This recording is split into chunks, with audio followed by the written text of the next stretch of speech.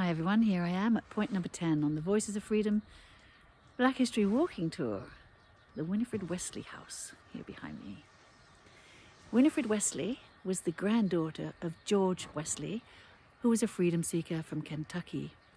He had 4 children, 1 boy, 3 girls, and those women, they never ever gave up home ownership and property rights.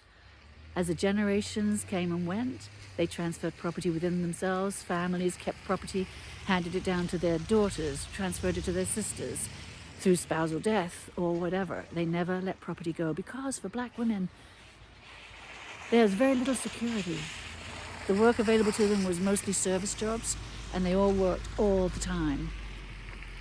And yet they kept property, which gave them a certain amount of financial security, and they were well known, the Wesley women. I'll see you at point number 11 on the Voices of Freedom Black History Walking Tour.